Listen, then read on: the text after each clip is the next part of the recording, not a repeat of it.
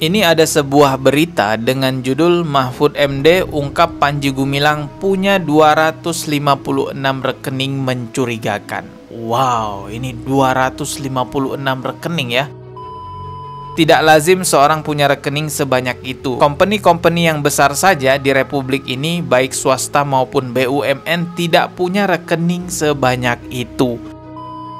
Kalau Pak Panji Gumilang itu di dalam temuan kami punya 254 rekening, 256 rekening bank yang sekarang masih aktif. Wow, 256 rekening itu masih aktif. Artinya itu masih berjalan gitu ya. Kalau misalnya nggak aktif, kita mungkin masih bisa berpikir mungkin Panji Gumilang ganti-ganti rekening. Walaupun janggal juga ya ganti-ganti rekening sampai 200 kali.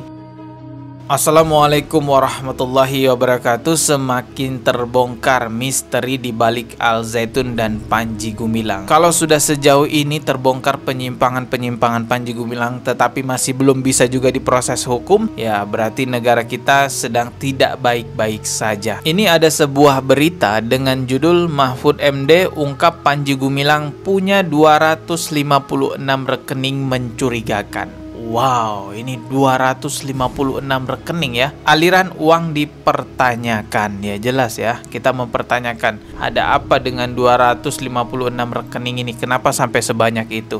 Dalam berita ini, mantan Kabareskrim Polri Purnawirawan Susono Duaji menyoroti ratusan rekening yang dimiliki pimpinan Pondok Pesantren Al Zaitun tersebut. Beliau mengatakan bahwa tidak lazim seorang punya rekening sebanyak itu. Company-company yang besar saja di Republik ini, baik swasta maupun BUMN, tidak punya rekening sebanyak itu. Termasuk juga konglomerat yang kaya raya di negeri ini juga tidak sebanyak itu sampai ratusan rekening pribadi dan juga rekening perusahaan. Juga tidak sebanyak yang disebutkan itu.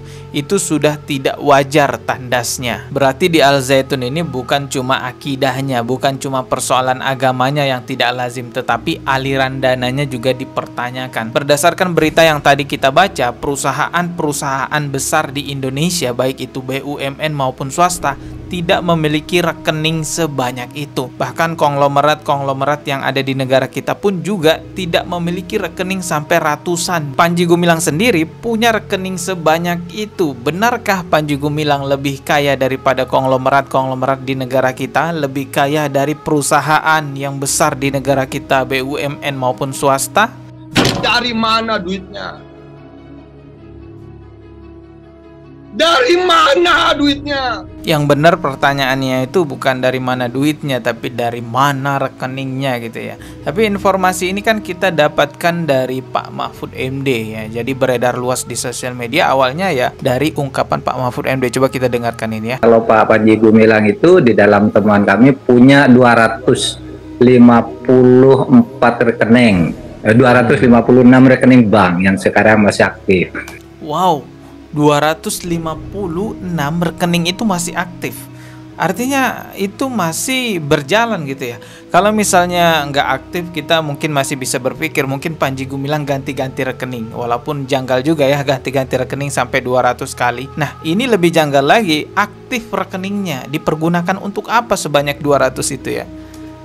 Lalu Al Zaitunnya sendiri ada 30 sekian gitu. 30 ya. Kita semua sudah bijak itu dari dari instrumen yang kita miliki untuk mengetahui itu dan perputarannya gitu.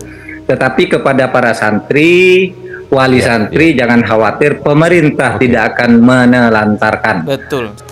Ya, jadi sudah diketahui perputarannya teman-teman ya. Tentu Pak Mahfud MD ini adalah orang yang punya koneksi banyak di pemerintahan, baik itu dengan PPATK juga. Jadi informasinya tentu valid. Saya juga sudah menyimak di TV One, hal ini sudah dibahas di sana. Beberapa orang mempertanyakan pihak banknya kenapa bisa meloloskan Panji Gumilang sampai punya ratusan rekening semacam itu ya. Harusnya kan menjadi pertanyaan pihak bank juga ya.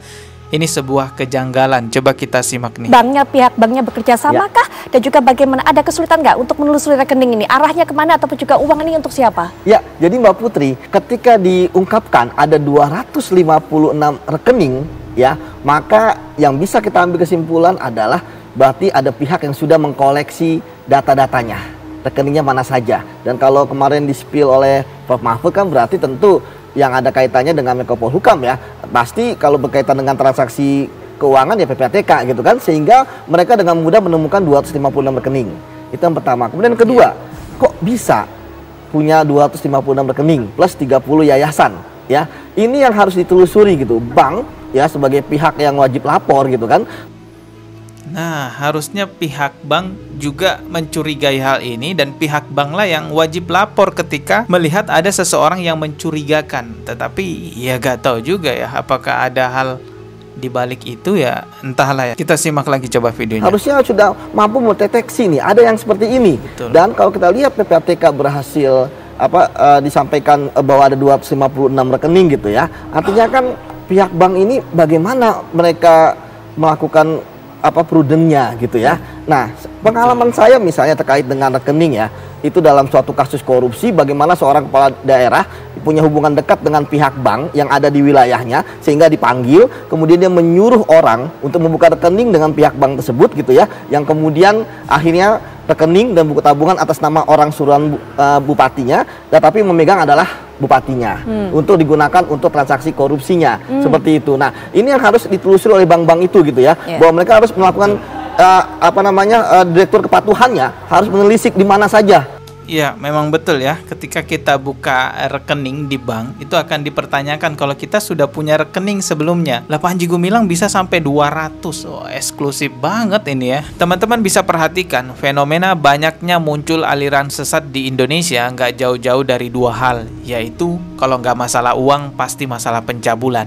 Betapa banyaknya itu terjadi. Teman-teman masih ingat gak kasusnya Dimas Kanjeng Taat Pribadi yang katanya bisa menggandakan uang? Sampai banyak profesor yang ikut juga di situ, banyak juga politikus yang ikut juga di situ, bahkan membackinginya. Namun pada akhirnya ya tumbang juga. Artinya saya mengingatkan kepada saudara-saudaraku yang ikut dengan aliran-aliran seperti itu, sadarlah kalian itu diperalat. Kalian itu hanya dijadikan alat untuk memperkaya pimpinan dari aliran-aliran menyimpang semacam itu. Dan khusus masalah Al Zaitun ini wajar jikalau kita kritik pemerintah bahwa ini adalah bentuk bobroknya pemerintah. Kenapa kita bilang begitu? Karena memang Al Zaitun ini udah puluhan tahun, semenjak tahun 2002 sudah diteliti oleh MUI, diteliti oleh FUI, diteliti oleh Kementerian Agama, ditemukan penyimpangan di sana, tetapi dibiarkan saja oleh pihak pemerintah hingga sampai saat ini, dan alhamdulillah viral, akhirnya ditindak. Kalau nggak viral, coba ini terus berkembang, nggak ada penindakan apa-apa. Inilah kebiasaan buruk di negara kita, kalau nggak viral nggak ditindak. Coba lihat tuh di Al Zaitun, ribuan santri pemahamannya menyimpang, menganggap bahwa Al-Quran adalah perkataan Rasulullah. Sampai akhirnya ketika mereka khutbah membawakan dalil Al-Quran, mereka katakan itu adalah perkataannya Rasulullah. Dan masih banyak lagi penyimpangan-penyimpangan lainnya. Makanya ini harus kita suarakan terus. Itulah sebab kenapa 2 bulan saya fokus bahas Al Zaitun, karena saya peduli dengan generasi bangsa jangan sampai menyimpang semua karena tidak ditindaknya Al Zaitun dan Panji Gumilang. Saya ulang lagi, saya kembali mengingatkan kepada teman-teman, rumusnya di Indonesia itu kalau nggak viral nggak ditindak. Makanya hal-hal yang menyimpang di Indonesia butuh aspirasi, butuh suara masyarakat kepada pemerintah untuk menindaklanjuti. Kita ketemu lagi di video berikutnya. Subscribe dan juga loncengnya ditekan sebagai notifikasi. Wassalamualaikum warahmatullahi wabarakatuh.